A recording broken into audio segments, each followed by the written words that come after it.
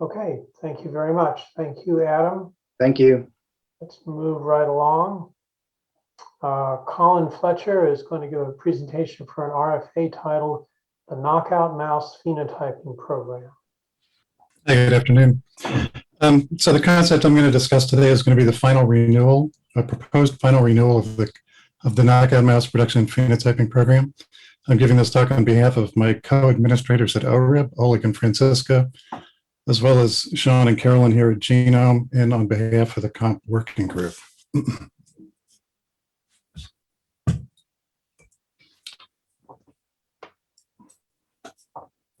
To just orient you to the concept, this is for a final phase of the knockout mouse program to support the production and phenotyping of up to 1,200 mouse knockouts, to provide those knockout strains and the associated phenotype data as a community resource, and continuing in the role as a key member of the International Mouse Phenotyping Consortium, which I'll describe a little bit more later. This would take the form of 2 requests for applications, RFAs, that would be limited competitions, one to support production and phenotyping centers, the second to support a data coordination center. So the same structure as the previous renewal. This is going to be a trans-NIH program. We have commitments at this point from 18 institutes, centers, and offices to the tune of $8.4 million a year, $1.5 million a year coming from Genome. And again, be jointly administered by Genome and ORIP, as it has been for the past 15 years. We have a trans-NIH working group, which has a member from every institute that contributes, and the IC director leads are Rick Wojcik, Jim Anderson, and Eric Green. So what I'll cover today in just half a dozen slides pretty much is an overview of COMP as the program has evolved over the past 15 years, a quick update on some key accomplishments, and the proposal for this 5-year renewal. So the vision for COMP was first articulated in 2003 at a Banbury conference that was organized by Rick Wojcik and Chris Austin, who are shown here in the photo of the participants. It was to consider mouse genome-wide targeted mutagenesis. That was the topic. And the bottom line after 2 days of discussion was that a coordinated project to systematically knock out all mouse genes would likely be of enormous benefit to the research community for a wide variety of reasons.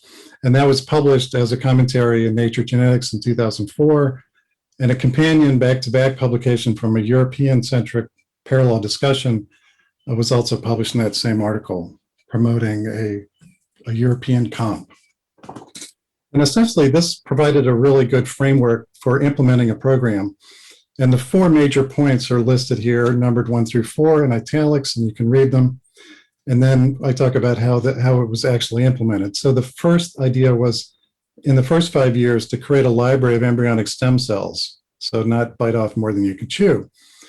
And that was done in 2006, and that was launched as a trans-NIH program with 18 ICs contributing $56.5 million. Produced 8,500 embryonic stem cells in Black 6 lines. The alleles were either nulls or conditional ready. The second phase would be then to convert ES cells into mice at a rate consistent with uptake by the scientific community. So the original idea was to transfer this into the biomedical research community. And in fact, that was launched in 2011 as a trans-NIH Common Fund joint program, with Common Fund contributing matching funds, thus doubling the budget. And this was over a 10-year time frame, as all Common Fund programs are. So that was a total of about $225 million over 10 years. And COMP produced 5,500 mouse lines, originally from those embryonic stem cells that had been created, but then later from CRISPR. So we transitioned, to the new technology, of course. And it involved broad phenotyping across a variety of domains, and I'll describe that in a couple slides. The third important point was that all the S cells in mice would be available to the research at a minimal cost. ORIP originally set up a bespoke distribution hub to do this, but in the last 10 years, we've been relying entirely on the Mouse Mutant Resource and Research Centers, the MMRCs, which are run by ORIP as our distribution network through their 4 nodes. And finally, all the mouse phenotyping and reporter expression data would be deposited in a public database. And we do that. We fund the DCCDB, which is operated out of the European Bioinformatics Institute in Hingston. and that serves the entire IMPC. So coming back to this, what I've mentioned, that there's a European partnership, it's important to note that by leveraging our international relationships, we've doubled production. So in fact, in the 2006 to 2011 embryonic stem cell phase, we were partners as part of the International Knockout Mouse Consortium with the European program. And in fact, 17,500 knockout cell lines were made. And from 2011 to present, during the phenotyping phase, we, with our international partners, have been able to produce close to now 10,000 strains. 7,500 are in the course of phenotyping, but this will be completed over the next 2 years. And the map shows where our partners are located everywhere from India, South Africa, Korea, China, Australia, Europe. So how exactly have we implemented this?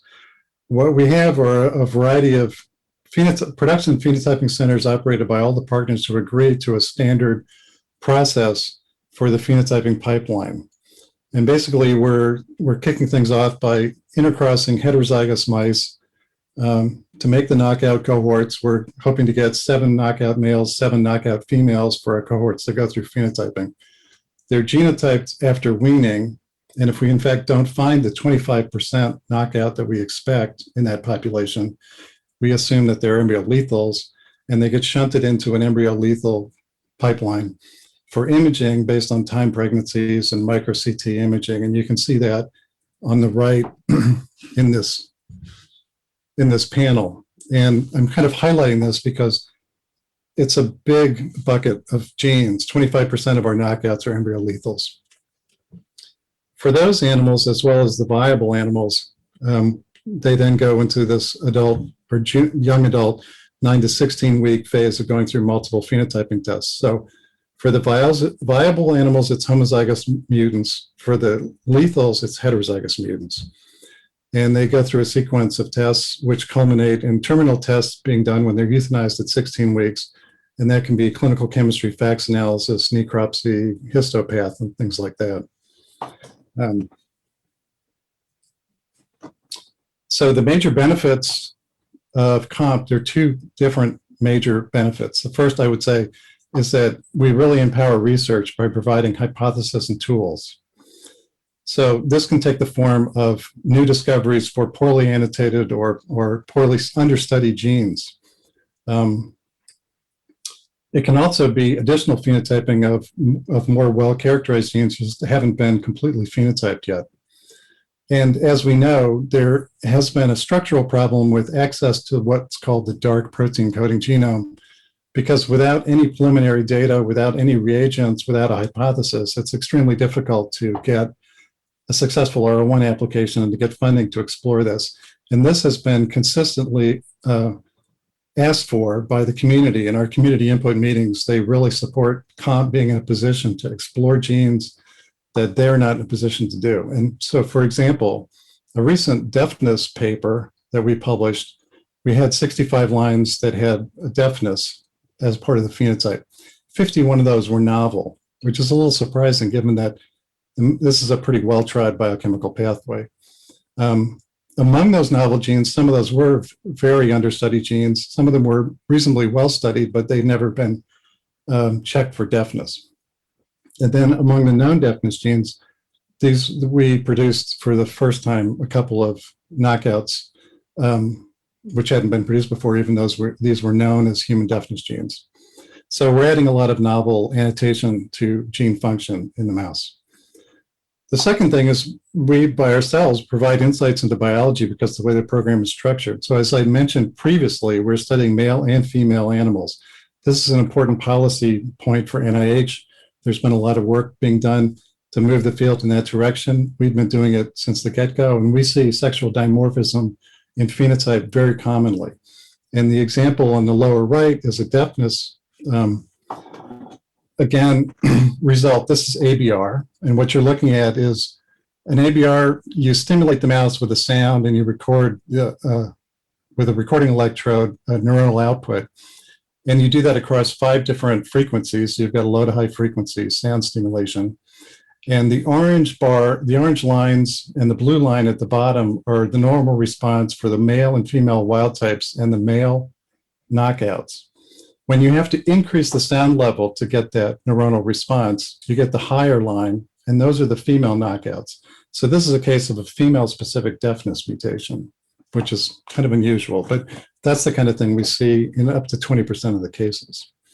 The other thing we see, because we do broad phenotyping, which again is not really the domain of an R01 funded lab, is a lot of pleiotropy. So very commonly see pleiotropic effects of knockouts. And this is summarized in this particular knockout in this micro CT image of an embryo, where you can see, starting on the left here, polydactyly, an extra toe. You can see that there's a very short tongue and undeveloped jaw, which is a facial dysplasia. You can see the difference in the kidneys, these very distended kidneys in the mutant. And interestingly, sitting at the top of the kidney right here, this little white dot, the adrenal gland is missing in the knockout. So that's the kind of pleiotropic effect we see from knockouts, which is sort of interesting. Another thing we've been promoting about COMP is the uptake and response from the community to the project. So of course, we track through our distribution centers the purchasing of ES cells in mice.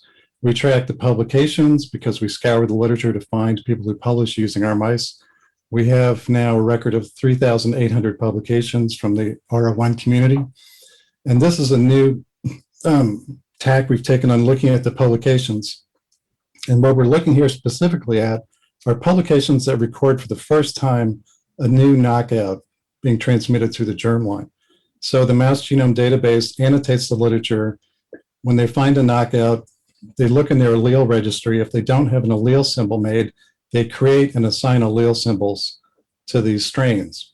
And they're able to thus record and annotate when the first publication of a new knockout is found. And what you see after 1989 is this increase in publication of knockouts, which then peaks and then declines after 2010. And you can see when the COMP and COMP2 program started. And in teal are publications that list IMPC alleles. So what you see now is much more rarely the publication of an allele of a knockout that comes from a lab. What happens is somebody publishes, but it's because they got an ES cell from our repository and published on that, and it's an IMPC allele. So we've gained market share, as you would say, I guess, substantially. So we think we've had significant impact on the research community. As I think I had maybe alluded to in the second slide, the original goal was, somewhere in the neighborhood of 17,000 genes that would be knocked out. And in fact, if you do an analysis with a reverse blast search looking for one-to-one homologs between mouse and human, there are 16,847 genes we would define as being one-to-one homologs. So if we look at that set as our overall target set, as I've also mentioned, we're close to 10,000 knockout strains produced by COMP and IMPC. If we look in the public repositories, there's 3,300 strains, which are targeted knockouts with a reporter, which are well annotated and have multiple publications and are available. So we would say 13,000 genes are knocked out, are available, and that's where we are. So that leaves 4,000. Of these, you can say there's probably 3,000 which are higher priority. There are some which have other kinds of alleles, like ENU alleles. There's some which are olfactory receptors. I mean, there are various reasons why you could sort of chip away at saying things are lower priority. So the proposal then is to target at least these 3,000. For COMP to do 1,000 to 1,200 with the funding that we have available. Our IMPC partners are well-funded and for the next few years anyway, and have the goal of making the rest of the strains to get us to the finish line, completing the genome. So specifically, this concept is for the renewal of this program.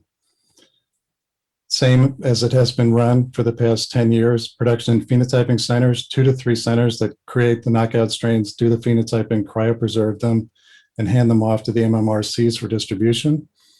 $2.5 million a year cost per center. a data coordination center with responsible for data upload, QC of the data, analysis of the data, statistical analysis, annotation with keywords and controlled ontologies, and dissemination of that information through the web portal. This would be one center at about $1 million per year. As I've mentioned, we have trans-NIH funding for this program, so we have commitments for the next 5 years from 18 institutes and centers, and we're looking to continue the joint administration with HG and ORIP overseeing the program. So that's what I have for my slides, and we can turn to discussion. And I think we have Wendy and Hal and Len as name discussants. So this is Wendy. Maybe I'll start. So I'm strongly supportive of this, both because of how much it's been able to accomplish so far, as well as the fact that it's not just an HGRI going alone. There's broad institute support with 18 other institutes, as well as international support. I think I applaud Colin and others for keeping metrics in terms of what the impact has been. It makes it much easier to make data-driven decisions when we see those type of data. The only comment I agree with the infrastructure in terms of the coordinating center. It's critical in terms of getting this information out in a way that's consumable by other scientists. So exactly the setup I'm supportive of. The other thing I'll say just anecdotally is I give COMP a lot of credit for actually pushing in and having synergies with other programs across NIH. And I think that's actually been very effective and made connections where we as scientists might not have made those connections. So I just think for instance, Gabriella Miller Kids First and other programs like that, I applaud program staff for being able to put those pieces together. The only thing I'll say, which is not a criticism, but just simply because these are knockout alleles, I will say there's interesting biology that's not in knockouts. And so there are, if you look at the human biology and human alleles, I'll just encourage maybe even something beyond this that's doing an inventory of what we see in terms of the human genetics and perhaps comp something else down the road, not quite knockout, but you'll have to think of some other acronym, but something that would help reflect the human biology and help us to model that better beyond just the comp program. But I'm strongly supportive. Okay, Len, how about you? Yeah, no, I'm also very supportive. I think having a final 5 years to close this out makes a lot of sense. There's been so much infrastructure that's been built over the last 10, 15 years that you just wouldn't want to stop now. And this has been a really well coordinated program, as I mentioned. The technology's also gotten so much better than just having to do embryonic stem cell work. So, 10 years ago, this was very hard. 5 years ago, we had more CRISPR-Cas9 coming on, and it just made the production part that much easier. The phenotyping's still hard, but it's something that doing it in an integrated, centralized manner makes sense. I had just a couple questions. One was, is this program going to consolidate? I'm not clear on how many people are currently funded. So for each of these RFAs, is it going to try to maintain the same places, or is there a bigger pool and it'll shrink? Well, so we've had a reduction in funding by 60%. So we lost our matching funds from Common Fund because we transitioned away from them. We've had some adjustments from the ICs, but we, are fairly happy. It's a tight budget year, in fact. But so we're at about 40%, and that is a question which I think we'll get into when we look at the applications. I mean, we certainly would get applications from our 3 production centers. We're at that edge of being so bare bone that it's sort of affecting efficiency at scale. But it'll be an interesting negotiation because I'm going to squeeze them for as many knockouts as I can, Okay, thanks. I mean, that was my main clarification, that there are 3 now and there may be 1, 2, or 3 moving forward, is what it sounds like. Correct, yes. And then the next question just is long-term distribution. Once this 5 years is over, we clearly need a way of getting the mice because it's that desire and demand is going to go up. So maybe it's not discussion at this point, but thinking about the next sunset plan and how this is going to get paid for distribution, I think is an important area. But right, otherwise, yeah. Go ahead. Yeah, the NMRC is on pretty stable ground, and of course they use the program income from selling the mice to support the distribution. So that's a bonus. All right. Well, thanks. I think this, like I said, it makes a lot of sense to continue on. Okay, Hal, any comments from you? I agree with what's been said. The program has shown excellent performance. It's had high impact. This continuation would be relatively inexpensive for NHGRI and well within its mission. I have to echo Wendy's emphasis on missing biology with knockouts. At a minimum, there should be consideration of making conditional alleles for some of the lethals. And I'd also be highly supportive of an initiative to look at phenotype on different mouse backgrounds to look at the potential for modification. But I have full support for this proposal. Well, I'll look forward to coming back with some new concepts in the future. Look forward to hearing them. Are there other questions or comments from other council members? Steve, go ahead. Yeah, I think it's great. I think, again, I agree it's a no-brainer, but some of the comments I think that Wendy and Hal just brought up about, how these can blend into other studies and other goals is interesting. And I'm wondering on some of the new programs that will be rolling out from the strategic plans and so on, and looking at systematic characterization of genome versus phenotype and, epigenetic effects and so on, whether there's a play here to be had to leverage such facilities for making these and getting standard sets of organisms and so on, so that, there's a controlled basis set of organisms for downstream research and looking at genome variation versus function. And I don't know what the thoughts are on that.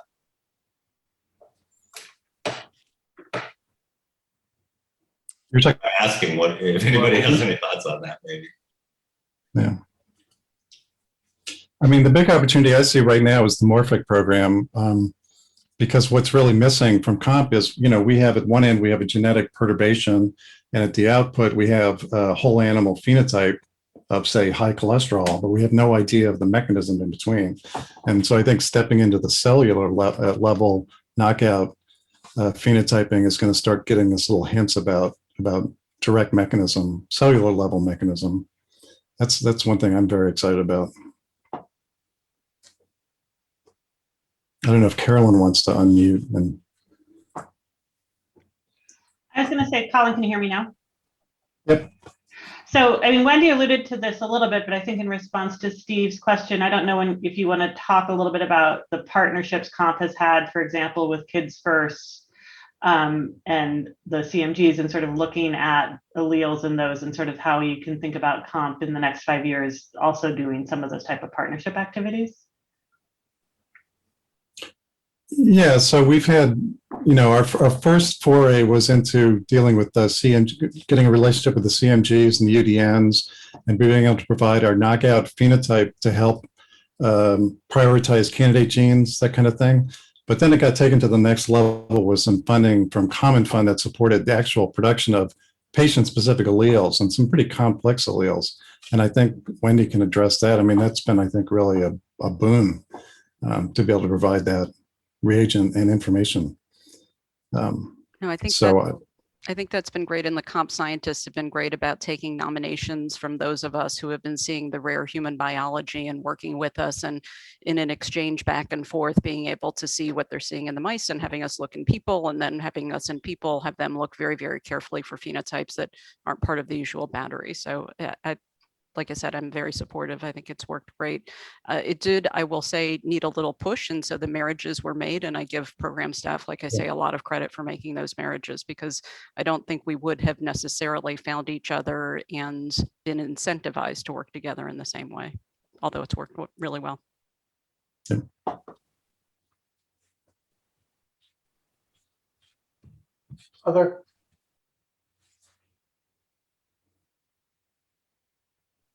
Other questions or comments about this concept? Wendy, is your hand up? Oh no, that's my cursor, I'm sorry. All right. Can I get a motion to approve the concept? Move. Second? All in favor, please raise your hands for just a couple seconds. Great. Anyone opposed? Is anyone abstaining? No, thank you very much. Let's move right along to the final concept.